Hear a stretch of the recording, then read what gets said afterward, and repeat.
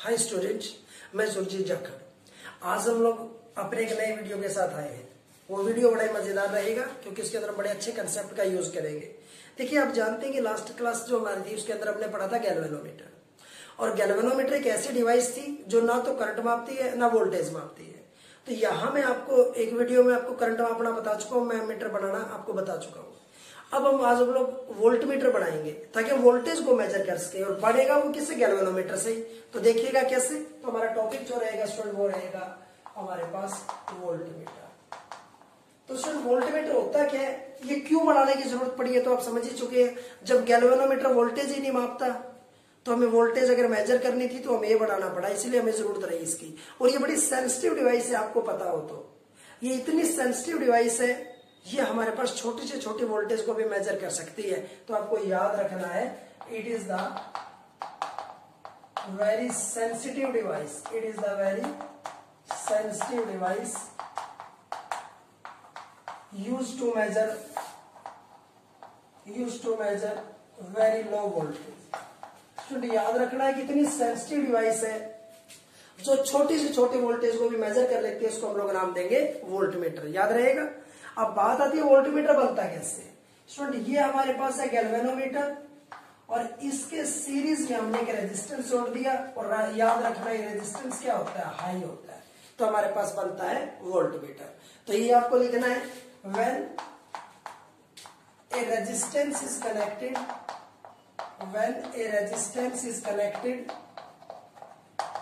in series with the galvanometer के series में galvanometer, then voltmeter is formed। तो हमारे पास क्या बनेगा?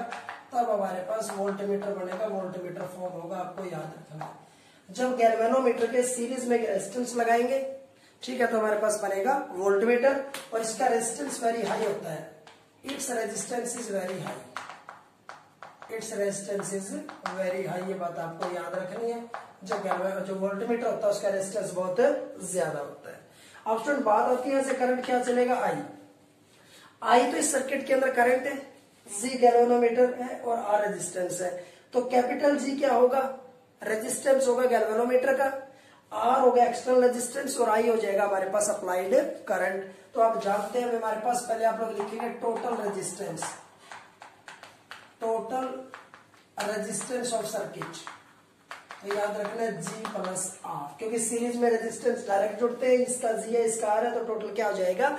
G प्लस आर। तो मैंने इसको बोलना है total resistance of the circuit. अब आप जानते हैं यूजिंग ओम्स लॉ, इसका फॉर्मूला करंट का EMF बाय टोटल रेजिस्टेंस होगा। EMF बाय टोटल रेजिस्टेंस, तो आप जानते हैं EMF E होएगा, टोटल रेजिस्टेंस हमने क्या लिखा? G प्लस आर हो जाएगा। आप इसको यूं भी लिख सकते हैं, अगर मैं इसको मल्टीपल करूं तो क्या हो जाएगा? वैसे तो आप इसको इतना भी छोड़ सकते हैं, लेकिन अगर इसको कैलकुलेट करके हम कोई भी वैल्यू निकाल सकते हैं। मल्टीपल करोगे ये हो जाएगा I G प्लस आर, ये E हो जाएगा। आप ऐसे भी लिख सकते हैं इसको हम लिखेंगे IC, इससे मल्टीपल करेंगे, इससे करेंगे IR, और ये EMF हो गया। ठीक है ना, हमारे पास ये हो जाएगा। अब आप जानते हैं इसको क्या लिखेंगे? IC प्लस V बराबर ही, उधर ले जाओ, क्या हो जाएगा? E minus V। और अगर हमें GI कोई भी चीज फाइंड आउट करनी है, चाहे I फाइंड आउट करें, E माइनस Y ये हो जाएगा। हम G फाइंड आउट करेंगे तो डिवीजन में चला जाएगा। तो आपको याद रखना है, इनके अंदर से हम I, R, G और E में से कोई भी वैल्यू हम लोग निकाल सकते हैं। पैटर्न आपको याद रखना है, ध्यान रहेगा स्टूडेंट। अब बात आती है स्टूडेंट, मैंने यहाँ लिखी छोटी सी बात, EMF क्या होती है। मैं आपको बता दूं, जो मैं E लिख रहा हूँ ना, इस EMF के बारे में आपको थोड़ा सा पता होना चाहिए। तो मैं आपको बताने जा रहा हूँ EMF और वोल्टेज में फर्क क्या होता है। ध्यान से सुनना आप लोगों ने, बड़ा इंपॉर्टेंट बात है ये, बिल्कुल देसी भाषा में बता रहा हूँ स्टूडेंट। यहाँ मैं लिखता हूँ EMF, जिसको बोलते हैं इलेक्ट्रो मोटिव फोर्स, और यहाँ मैं लिखता हूँ वोल्टेज। आपको याद रखना है दो बातें। स्टूडेंट सबसे पहली बात, हम इसको लगभग कहीं भी इस्तेमाल कर लेते हैं बहुत से बच्चे, लेकिन इसका डिफरेंस पता होना चाहिए। स्टूडेंट ये भी है पोटेंशियल डिफरेंस, इसका नाम भी क्या है? Potential difference. और स्टूडेंट याद रखना है, इसका नाम भी क्या है? Potential difference. दोनों का नाम पोटेंशियल डिफरेंस है। पहले तो आप कहते हैं इसका मतलब दोनों सेम है, लेकिन दोनों में फर्क है। वैसे है ये भी पोटेंशियल डिफरेंस, ये भी पोटेंशियल डिफरेंस, लेकिन फर्क क्या देखिएगा, अगर हम लोग किसी सर्किट के अंदर, ये हमने कोई भी बैटरी सेल बना दिया, ये हमने इसके इलेक्ट्रोड बना दिए, ठीक है ना। अब स्टूडेंट देखिएगा, अगर हमारे पास सर्किट अगर क्लोज है, अगर ये आपस में जुड़े हुए हैं, अगर सर्किट हमारे पास कैसा है, अगर क्लोज सर्किट है, तो वहां जो पोटेंशियल डिफरेंस होता है उसको वोल्टेज बोलते हैं। और इन दोनों को कनेक्ट नहीं करना।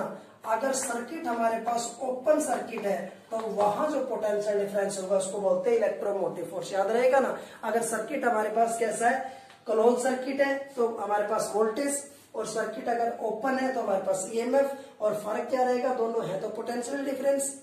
अब आप जानते हैं जब कोई चीज जुड़ी हुई है तो चार्जेस को चलकर जाना पड़ेगा, और जब किसी चीज को चलकर जाना पड़े तो वो होता है कॉज। तो वोल्टेज एक कॉज होता है, कारण होता है। लेकिन इलेक्ट्रोमोटिव फोर्स आपस में कनेक्ट नहीं है, तो एक चीज दूसरे के ऊपर इफेक्ट डालेगी, एक चीज दूसरे पे प्रभाव डालेगी, तो इसको हम लोग क्या बोलते हैं, इफेक्ट बोलते हैं। ये स्टूडेंट बिल्कुल देसी भाषा में मैंने आपको फर्क बता दिया कि ईएमएफ और वोल्टेज में फर्क क्या होता है। दोनों है बराबर, दोनों पोटेंशियल डिफरेंस है, लेकिन फर्क क्या है, अगर आप इनको आपस में जोड़ दोगे तो उस पोटेंशियल डिफरेंस का नाम वोल्टेज हो जाएगा, क्लोज लूप होगा। अगर आप इनको नहीं जोड़ोगे, ओपन रहेगा, तो नाम रहेगा ईएमएफ। ये होता है कॉज, क्योंकि जुड़ी चीज के अंदर से कोई चीज चलकर जाएगी। ये होता है इफेक्ट, आपस में जब कनेक्ट नहीं है तो एक दूसरे पर इफेक्ट वो डालेंगे। तो स्टूडेंट आज के हमारे टॉपिक थे, ठीक है ना। और इस तरीके के टॉपिकों से जुड़ने के लिए और वीडियो देखने के लिए आप हमारे चैनल को लाइक शेयर सब्सक्राइब करते रहिएगा। Thank you.